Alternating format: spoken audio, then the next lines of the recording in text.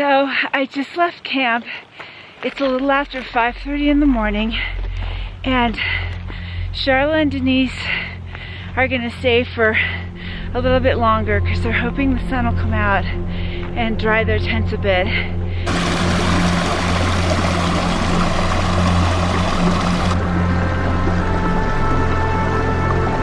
Where I've been,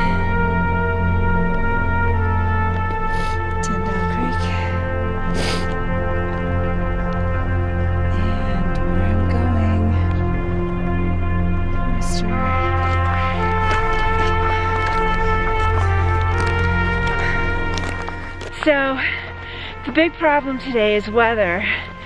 It's supposed to rain again today.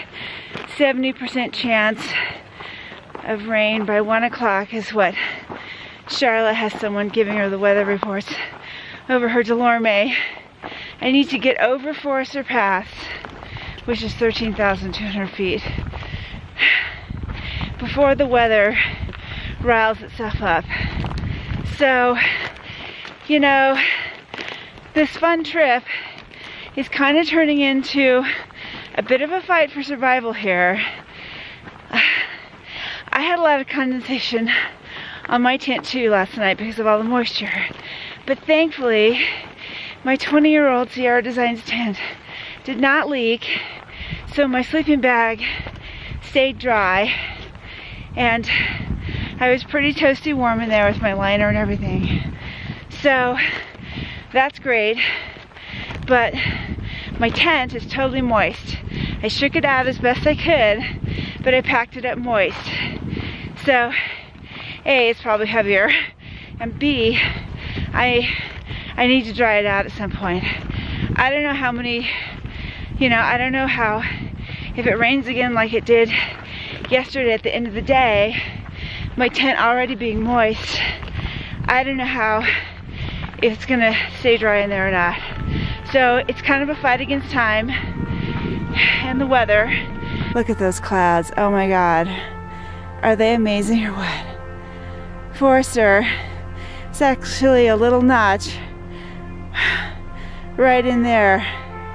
So that's my goal. Thank God there's no snow up there. We were worried there'd be snow because, I don't know, it was cold last night. So here's Tyndall Creek down there, and those trees, that's where we camped last night. It's still beautiful, even with crazy weather. But yeah, I need to get going. There may not be a lot of video today because I just need to haul ass and get over that thing before the thunder and lightning comes.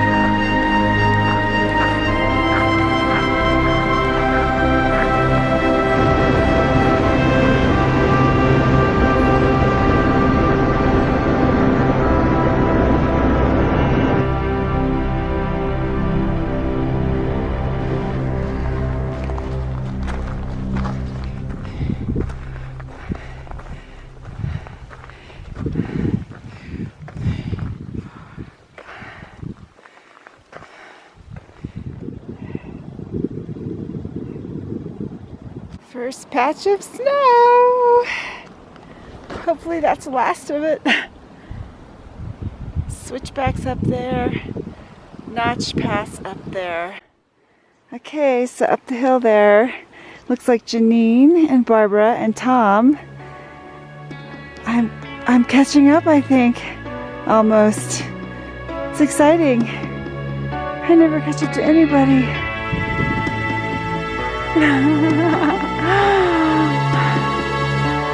There we go. Focus.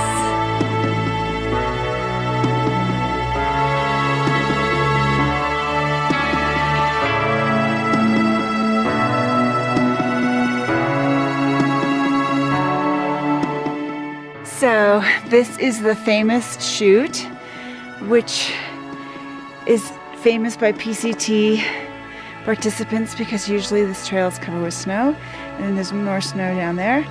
And it's basically a situation where if you slip, you fall to your death, pretty much.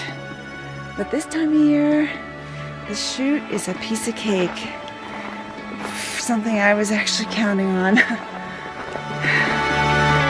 to the top. I think just a few more switchbacks to go.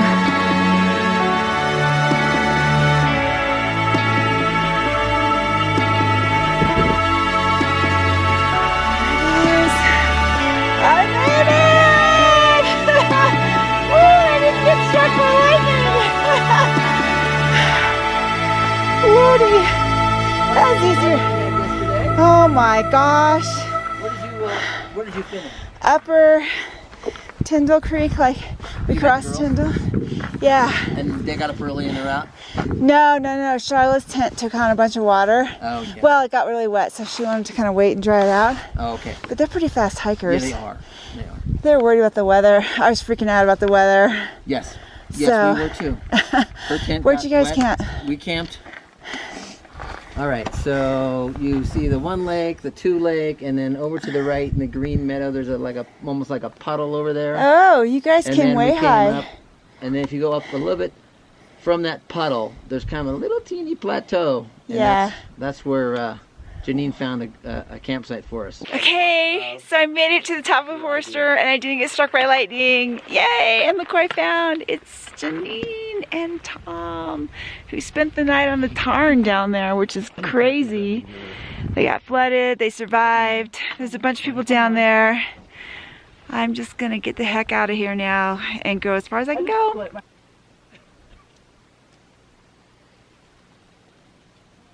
So we came from up there and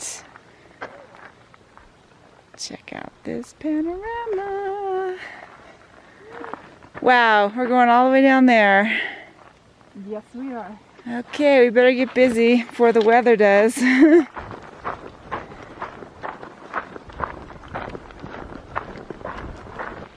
So I just spoke to the ranger and asked her about the weather forecast, and she said today more of the same. And I said, what, 6 hours of rain? And she said, possibly. And then I guess through the rest of the week, this is the weather. So through the weekend, I don't remember what day it is. Oh, by the way, welcome to day 13 of my 30-day backpack adventure, which I don't know, might get cut short if the weather doesn't cooperate. I am not equipped for extended rain camping. That's just not the way I want to see these Sierra. I can't even take the camera out in the rain and show you anything. So, I don't know. I guess we'll see. But, yeah, so afternoon thunder showers, something to think about. Today will be okay. No more passes today. But tomorrow, we have to get over Kearsarge Pass. And we have to travel a ways to get to Kearsarge Pass, so I don't know, that one I'm a little worried about. Like, I almost wonder if I have to spend an extra day out here to get over the pass before the weather. I just don't know. I have a reservation in town at the Courthouse Motel, and I think I made it through booking.com, so I don't think it's easy for me to call and change it. I don't know, I could Delorme text Ted and ask him maybe if he could change the reservation. I would just hate to, you know, waste the $100 or whatever it was by not showing up. So, you know, decisions, but you gotta pay attention to the weather. I mean, gosh, lying in my tent last night, you know, I was like, if this thing leaks and my bag gets wet, it's game over. I could freeze to death. I could go into hypothermic shock or whatever. I mean, Janine was telling me that her tent got completely flooded, and she was lucky that Tom and Barbara were nearby, and, you know, they helped her with squeezing her into their tent. You know, that saved her, because otherwise she, you know, she would have probably gotten too cold. So hikers are awesome people. So anyway, it's easy to be happy and la-di-da when the sun is out, but, you know, after hours of rain, different story. So you gotta take it seriously when you're out here. I sure do. This landscape is just stunning. The camera makes it look really small, like those mountains are in the distance, but when you're here, it's like they're huge and they're right there in your face and they're gorgeous. And that valley below, I can't wait to see it. I just hope the weather cooperates. It kind of looks like it might be gathering for another afternoon storm. I don't know. My tent's still not dried out. I was talking to Janine and she's thinking of going to Bub Creek, which is actually my original plan. She's going because there's, you can have campfires there, which sounds really tempting now that everything's wet. So, I don't know. But if I do that, then my hike out to Onion Valley via Kearsarge Pass tomorrow is going to be really long. It'll be like 12 miles.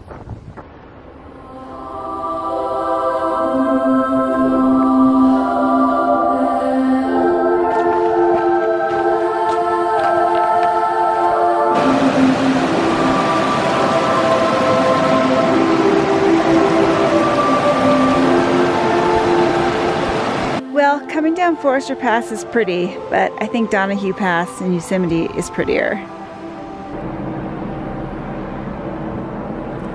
Wow, another rescue helicopter. I wonder what he's doing. Going up to Forester?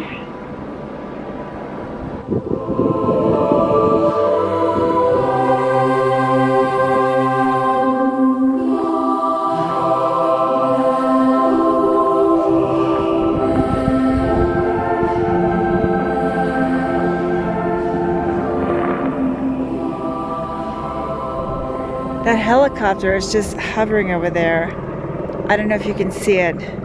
I wonder if somebody's like stuck on the mountain.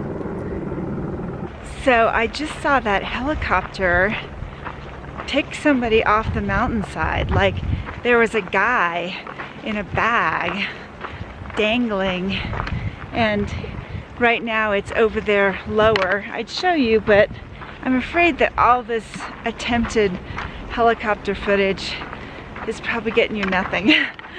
So anyway, I guess they're lowering him down to the ground over there, just beyond that rise. So yeah, that's the second rescue copter we've seen in a week. Just gotta be careful out here. I know I said earlier when I was looking down from above that I thought Donahue Pass was prettier. Coming down here, it does get prettier the farther down you get.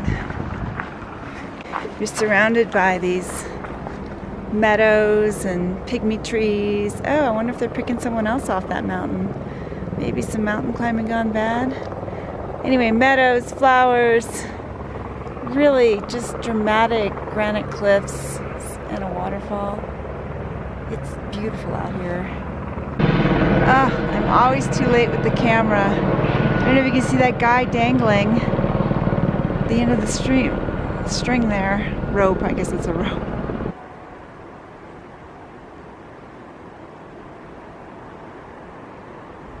Yep, this is beautiful. Gorgeous. This just gets prettier the further down you go. The willows, they smell so refreshing, and there's all these high mountain walls with waterfalls going down below, and you can hear the water.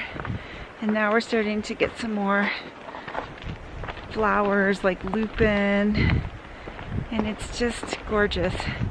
So Guthook says I've gone 7.9 miles already, which I've done mostly all in one stretch, which is pretty unusual for me. I mean, I sat down, you know, here and there for a few minutes in some places. So my knees and calves and feet are really feeling it, especially when I have to walk on this kind of rock. That just really does a number on my feet. So I'm looking for a place to sit down, have my proper breakfast. I just had a breakfast bar and some barbecue corn chips to get me over Forester Pass. But I have a bag of granola that I'd love to eat, and I would really like to soak my feet. I don't know if it's gonna rain or not. I mean, at this point, the skies are murky and it could go either way. So, I don't know how I'm gonna get my tent dried out. I was kind of hoping that there'd be some sun while I was soaking my feet, but that doesn't seem to be in the cards.